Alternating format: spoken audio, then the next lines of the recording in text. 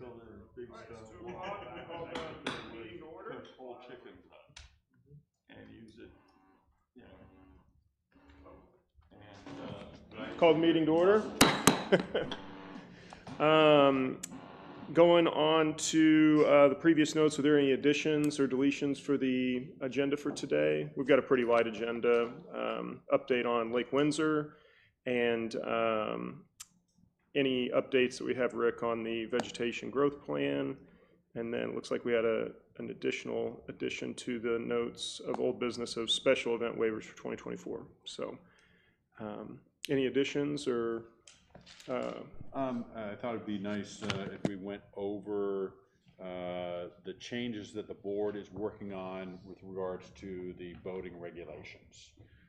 That was forwarded up, and so we could go over that. I have that available, and we can show it on the screen. Great. Can we get a motion to approve the previous minutes? Okay. Second. Approved. All right. Rick, do you want to start with an update on Lake Windsor with the drawdown? Yes. Number of reasons, but the bottom line is we are extending the drawdown to March 1st. January is a short month anyway, so it's not maybe as long as you might think. But the extremely cold weather that we had early in January has put quite a few people behind in their projects. I also don't see an issue in getting water back before recreation season because that lake has the most water moving through it of any of our lakes. So hopefully that'll get some more work done, which is what we do this for anyway. Has your team got all of their work done, or? There's still a few tires that we're trying to get. We were out today with members of the Fly Tires and put in some fish habitat at depending on who you are, Snake Island or Goose Island, that area. There were some old trenches that had been dug years ago to create some different contours in the lake for habitat, and some structure put in, and that stuff is pretty much decomposed now. So they beefed that up a little bit, and I've got some pictures I can pass around showing some of that.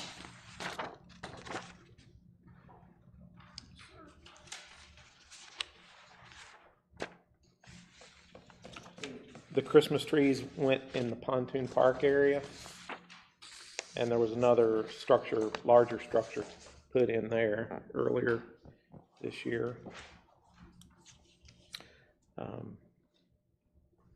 And Rick, you said those areas of the lake were the most best habitat for those, so grass could grow and things like that. Well, those are some areas where we've had shallower fish habitat in the past, and by having the lake down, we can actually get in there and place them exactly where we want them, other than where we would otherwise have to just push them off the edge of the boat and not know exactly what it looked like. The area at Pontoon Park, we left a lane where you could throw a lure through it without getting hung on things. So it'll make that particular spot will make a really nice area for bank fishing, which with all of our private property, it's kind of limited for those that don't have boats. So we felt like it was important to do that. You want to move on to the special event waivers with the fishing derby when they came and presented? Yes. So I really only have 2 events for this year, and one may even be considered a recreation event. It's the kayak demo days, which should be June the 1st this year. The other one is the kids fishing derby, which is set for May 18th. Okay, great. And just a reminder, these are the events that are non-member events. I mean, we have members that participate, but it requires by our regulations to be approved by a committee. So with the kayak demo day, I think this is one of the reasons why we've seen a steady increase in kayak usage in Bella Vista is because of the demo day. So while it's, you know, non-residents and non-property owners are welcome to attend, it's predominantly us. Also with the kids fishing derby, that's a requirement by the state. We get the fish for free. Yes. But it must be open to the public. But once again, it's really the local kids that are fishing in it. But we do, both are required. If these are acceptable by the committee, we would ask that you take a vote for each of them, because maybe you like one event and are in favor of one event, but you're against another event. So that's why we would do one at a time. Is the kayak days at Avalon again? It's at Lake Ann. Ann? It's been at Lake Ann for quite a number of years. Yeah, I've been to both, I can remember.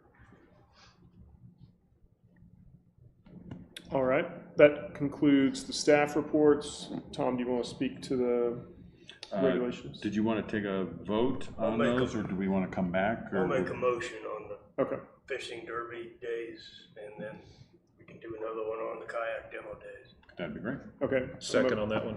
On the kids fishing derby, second on the kids fishing derby, okay. And then a motion to approve kayak days. Kayak demo days, What was the date on that? I'm sorry. June 1st. For the demo days was June 1st, and for the kids fishing event, it was May 18th. Yes, sir. Motion to approve kayaks, second, and a motion to approve the kids fishing event, second, okay. All right. Do a vote, I guess. Okay, Full committee vote. full committee vote, okay. I'm in favor. All in favor. Everything. For the kids fishing event, all in favor? All right. For the kayak days, Again. an approval? All right. Looks like both of those are approved. Tom, do you want to move on to the next? Yeah. So the board asked management to put together new regulations regarding prohibiting e-foils. And so this is what we've put together. The first portion is straight from Arkansas statute, which is the legal definition of a personal watercraft. You'll notice when reading these that I am redundant multiple times on purpose. And so you might look through this and go, wow, Tom already has stated that, and that's okay. We'd rather be redundant. But personal watercraft are prohibited on all POA lakes unless otherwise stated as being allowed. Personal watercraft means a vessel less than 16 feet in length, propelled by a water jet pump or other machinery as its primary source of motor propulsion, and which is designed to be operated by a person sitting, standing, or kneeling thereupon, rather than being operated by a person sitting or standing inside the vessel. So that's that's a ban, very clearly. And that's straight out of the statute. I mean, didn't change that at all. Yeah, and the, excuse me, I'm sorry. And the statute mirrors the, Coast Guard code? yeah, Yeah. yeah. And then, so you'd think that would be enough, but once again, I said I was redundant. So personal watercraft such as jet skis, wave runners, sea-doos, and other similar types of personal watercraft are prohibited on POA lakes. Section B, personal watercraft such as motorized surfboards, e-foils, foils, and other similar types of personal watercraft are prohibited on POA lakes. So a little bit redundant, but that's okay. We would rather people walk away from it because maybe they don't fully understand what a water jet pump is. Maybe they just don't know what that means. So we're clearly stating what is prohibited. And then we include the water sports industry continues to invent new and different types of personal watercraft, and it is challenging to list every type of personal watercraft that is prohibited. Therefore, unless a personal watercraft is expressly stated as being allowed in these regulations, then the personal watercraft is prohibited. So what we're doing is, the situation we had in this case was e-foils. And e-foils came up and we didn't have a regulation for that. So we were all like, well, what do you do? Is it allowed? Is it not allowed? So if this were to happen again, if the water sports industry invents something that we've never heard of, it's banned unless it's stated otherwise that it is allowed. So making it very clear. And then we go into the exception. Personal watercraft such as kayaks, canoes, and stand-up paddleboards are allowed on POA lakes provided they travel no faster than 5 miles per hour. The 5 mile per hour restriction includes areas of Lake Ann, Lake Windsor, and Loch Lomond where a wake is otherwise allowed. So it's saying, once again, I'm being redundant on purpose. You can't go faster than 5 miles an hour, and that includes wake areas. You're still restricted to 5 miles an hour. So we clearly make it very clear what is allowed, what is not allowed, so forth. So this is this regulation is going to the board is going to take this up tomorrow at the work session. They won't vote on it because it's a work session, and then presumably they'll vote on it next week. Since this is a regulation, it only requires 1 vote of the board. We also need to change policy 3.03 because that is about the lake regulations. Those changes will require 2 votes, meaning it'll have to be next week on Thursday and then a month from now. But we at least wanted to get these regulations finalized because we're registering a lot of boats, a lot of vessels at this time. We have not allowed any e-foils or motorized surfboards to register this year. So nobody could like slip in just before the regulation was changed, okay? So just want you to be aware that the one requires only 1 vote, but the other one requires 2 votes. Any questions on this? Good. And this was developed not only by the state, but our legal counsel put this together. So from a legal standpoint, we're in good shape. We always want to make sure that what we put together is going to work legally. All right. Hey, Tom and team, can you hear me? Yes. Hey, this is Rob Montgomery. I'm sorry I'm joining by phone today. Can you share how our committee recommendation was transferred and then how they landed on this? Correct. Anytime a committee takes a vote, it gets moved forward to the board directors. Now, keep in mind, our 3 committees, which are Lakes, Golf, and Recreation, they are, according to our policy, they are joint advisory committees. So while we want your input and we seek your input, it's still advisory in nature. You do not have adjudicatory authority, meaning you don't have the authority to make decisions on your own. So recommendations are moved forward to the board of directors. And in this case, this one was a 5-4 split. It was, it could have gone either way. And the board absolutely respects the work that the committee does, and in most cases, probably 99% of the time, the board agrees with the decision that the committees have made. They understand that the committees are closer to the issue than they are, but in this case, they did not agree with it, and they did not agree with it unanimously. They were 9-0 in favor of making these modifications to it. We did invite Matt to the board meeting, and he presented all the information that was presented.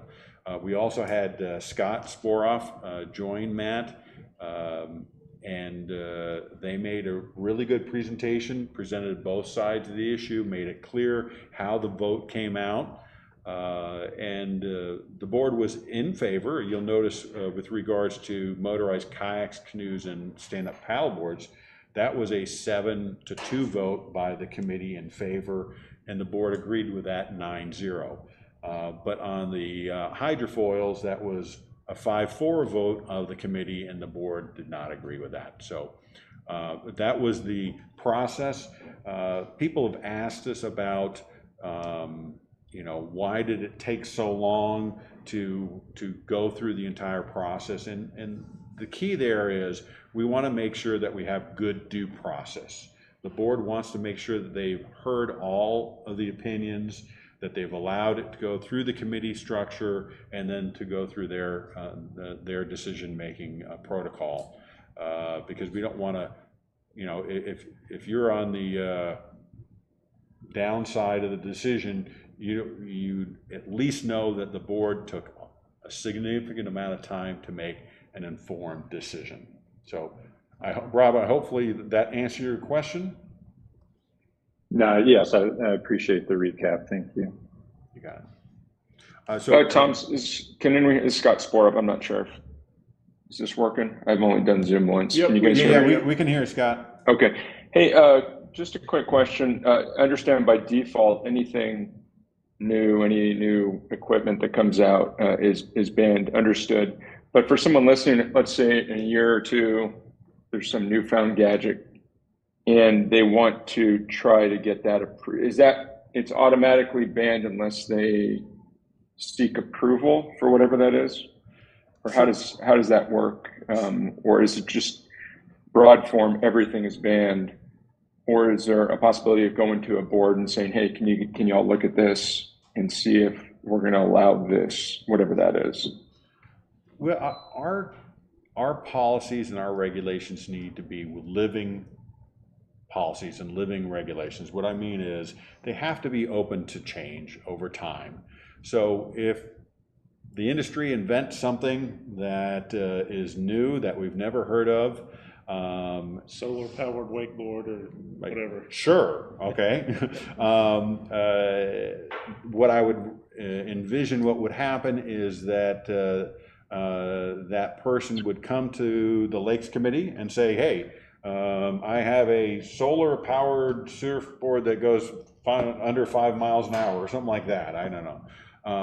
Then they would present it to the committee, and maybe the committee goes, hey, we like this idea. We think that this would be fun for our property owners, and it's not going to be a disruption. It's not going to be a safety issue. So maybe we are in favor of it. Or on the reverse, maybe, boy, this is a safety concern. We really don't want this occurring on our private lakes. Keyword private lakes. But let's assume on the positive. Yes, we like this new invention. So the Lakes Committee takes a vote and they go, Board of Directors, we think you should change the regulations to now allow this new device. And the board then considers it and goes, okay, yeah, we like this new device. We think it's fine. Then they'll go, management, go ahead and modify. And so potentially under Section D exception, we add this new toy is allowed and so forth. And so, okay. Thank you. That's how I would envision something new coming up. Just on a case-by-case thing. Yeah, but yeah. Clearly what we've done is I'm pointing at Rick and John. We've gone to Rick and John and said, tell your lake rangers it's not allowed until it's allowed. So if they see something new out there, they can go, well, this is banned, this is banned, this is banned, and this is allowed. And I've never seen this thing before. So they go up to that property owner and say, hey, we've never seen such a thing. And the person goes, well, is it allowed or not? And they go, nope, because it's banned. And they have that conversation. So it makes it really clear and puts them in a good spot. They were not in a good spot this last summer because they saw an e-foil and what the heck's that? Is that allowed? Is it not allowed? Let's go to the regulations. The regulations don't help us out at all. Now they should. Okay?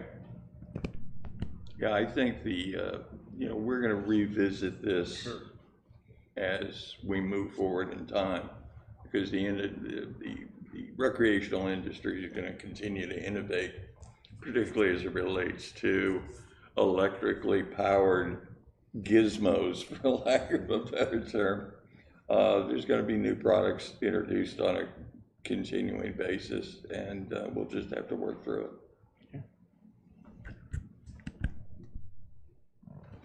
Great. I think that moves us into the open forum. Have a handful of guests Did here. we skip management comments? Did you guys, board, anybody have any? I think I've said enough. Okay. Management comments, anybody?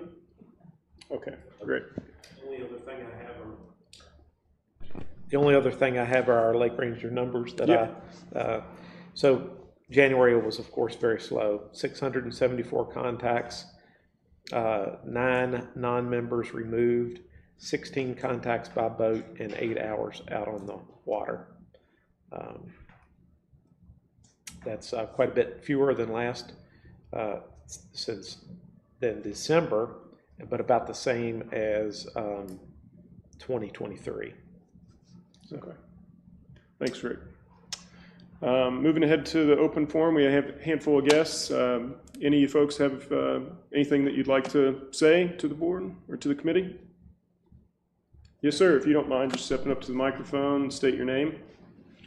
And we just ask you to limit to 3 minutes. Sure. Yes, sir. I'm Reed Helmley, and I spend some time out on the lakes, especially in the summer, fishing. And I've heard a lot of things in the past about how the bass population would be better if we had more grass cover. And I understand there's been consideration to remove some of the carp from some of the lakes. And I just want to know where we stand on that, if we're going to promote an environment that's going to give the fish more cover, more habitat, more ability to hide from predators. Yes, sir. Actually, Rick, I think you touched on this the past couple of times. I'll let you. Yes, and we talked about the Arkansas Cube last time as well, which is a process by which you put floating vegetation in an enclosed area that provides habitat for fish, but not only that, it produces seed to inoculate the lake. I feel like we still have a good seed base there, but the Arkansas Cube won't hurt at all. So the whole, let me back up a little bit. The entire process that we went through, where we pretty much eradicated the vegetation, was to, and this is in Loch Lomond, was to get rid of an invasive weed that we were parrot feather. And we feel pretty confident that we've done that. And so now, through the natural aging out of the grass carp, and through also some systematic removal by electrofishing, we're hoping to reduce their population, and then the native vegetation should come back. We're going to implement the Arkansas Cube, as well as fencing in some areas at the backs of coves to exclude the grass carp, so the vegetation can get started and then help to seed the rest of the lake. But it's going to be a process. It won't happen overnight. We didn't get rid of it overnight. It didn't, because we've had this parrot feather since about 2018, and we feel like we pretty much got rid of it in 2021. So that was a 3-year process. It's going to take some time to bring it back as well, but that's the goal. what does a person do if they catch a grass carp? Notify you, throw it, I mean. Well, they're actually, not very many people like to hear this, but they're actually not bad eating. That's, I mean, I've heard that, yeah. Yeah. Vegetarians, how can they be bad, right? Right. It's a very white meat. They just have a lot of bones. Right. They're particularly good if they're smoked. So we would encourage, number one, to consume it, make use of it. Right. But if not, if you don't want it, we can take it. I can contact my office. Okay. Yeah. Make note of that. Yes. And the grass carp can be harvested by fishermen or through archery, right? That is true. We would ask that you show some respect to property owners. A lot of the bow fishing occurs at night, and with the shining of the lights Oh, yeah. off the water, we do get complaints about that.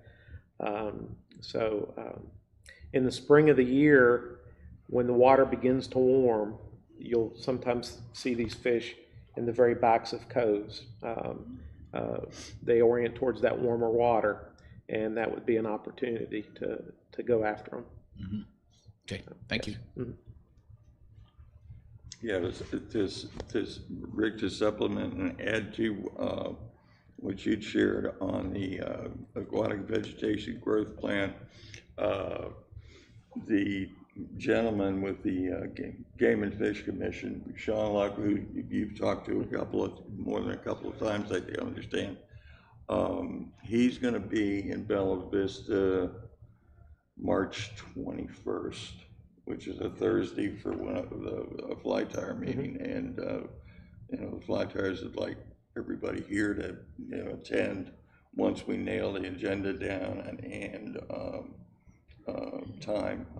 We've got a date penciled in, but I'll make sure to get invitations out to everybody. Sean's done a lot of work relative to lake regeneration, if I can use that term, relative to, he's got a concept he calls a four-legged stool, which one of the legs of that stool for a healthy fishery is aquatic vegetation. Another leg is genetics. Another leg is structure. And he and a team that included some folks from the U.S. Army Corps of Engineers basically regenerated the Gray Lake, which is south of us, and he's got a pretty good story to tell relative to what they did, how they did it, how they measured it, and how they returned that lake to a vibrant fishery, if I can use that term. So he's coming in the 21st of March, and I'll make sure everybody knows once we get that set up. Great. Thanks, Scott. Thanks, Rick. Anybody else like to say anything? All right. Tom, do we have any other announcements that you can think of? All right. Well, based on the calendar, it looks like our next meeting will be March 13th. Does that sound correct, Jessica? Okay. And with that, we'll wrap up. Thank you all for being here. Appreciate it.